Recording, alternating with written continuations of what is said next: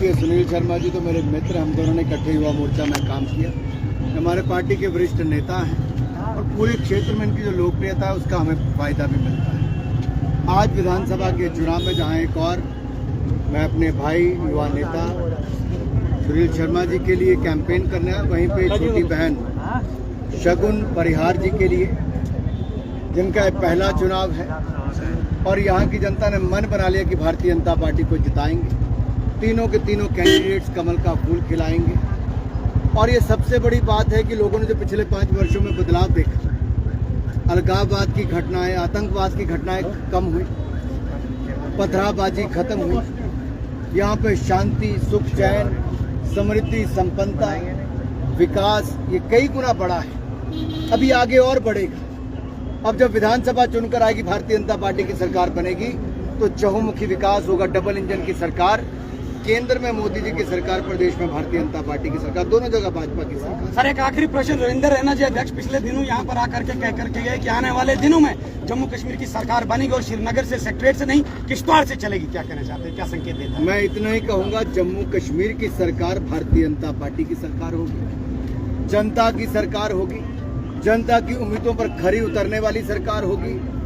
और जैसा हमने कहा कि जम्मू कश्मीर के युवाओं को एक उज्जवल भविष्य देने वाली सरकार होगी। अब यहाँ के युवाओं को हाथ में पत्थर पकड़ने की जरूरत नहीं, लैपटॉप हाथ में हो, अच्छी शिक्षा के साथ साथ अच्छे रोजगार के अवसर मिलेंगे। इन खूबसूरत वादियों के ऊपर जितना टूरिज्म और जितना विकास हो सके हम उतना करने का संभव प्रयास करेंगे। लोगों ने देखा कि कैसे सड़क, शिक्षा, स्वास्थ्य, ऐसी मूलभूत सुविधाओं की जो 70 साल में कमियां रहती थी, उसमें कितना बड़ा सुधार हुआ है। IIT हो, IIM हो, एम्स हो, मेडिकल कॉलेजेस जितने 70 साल में थे उससे दुगने हमने पिछले 5-6 साल में दे दिए। ये है विकास, और ऐसा विकास हम कई गुना ज्यादा करना चाहते हैं। भाई साहब, कांग्रेस को आज फिर 370 स्टेटहुड याद आई है, तो क्या करें? कांग्रेस फिर जम्मू कश्मीर को पिछाड़ना चाहती है, पीछे धकेलना चाहती है, पथराबाजी, आतंकवाद, अलगाववाद को बढ़ावा देना चाहती है। यहाँ खून की नदियां बहें, शायद ऐसा वो चाहती है। क्या चाहती है कांग्रेस और एनसी?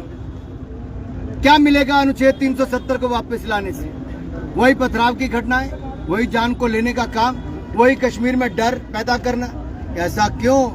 अरे राहुल गांधी जी, जब आपने अपनी यात्रा की तो उसके बाद अपनी बहन के साथ छुट्टी मनाई, परिवार के साथ, तो यहीं बर्फ के गोले खेल कर मनाई। वो तब संभव हुआ जब बम गोले चलने बंद हुए। ये तब बंद हुए जब धारा 370 हटी, जब मोदी जी की सरकार, भाजपा की सरकार ने यहाँ पे सुख शांति लेकर आए। अब आप कहते हो मैं यहाँ आना चाहता हूँ, बार बार आना चाहता हूँ, बसना चाहता हूँ। अरे भाई, चुनाव के समय आपको याद आया? 70 साल कहाँ थे आप लोग? यहाँ के लोग जो बसे थे उनका पलायन भी आपकी सरकारों के समय कश्मीरी पंडितों का हुआ। आम जनता का जीना भी मुश्किल हो गया था। मैं यही कहूंगा, पीस, प्रोग्रेस, प्रॉस्पेरिटी ये भाजपा लाई। शांति, खुशहाली, समृद्धि, संपन्नता और विकास ये भाजपा लाई है, आगे भी लाएगी। इंडिया एंड जम्मू कश्मीर कितना चुनौती देखते हैं इसको? मैं हर चुनाव गंभीरता से हम लोग लेते हैं और हर चुनाव को गंभीरता से लड़कर जीतते हैं। ये जीत जनता की होगी, जम्मू कश्मीर की और भारतीय जनता पार्टी की।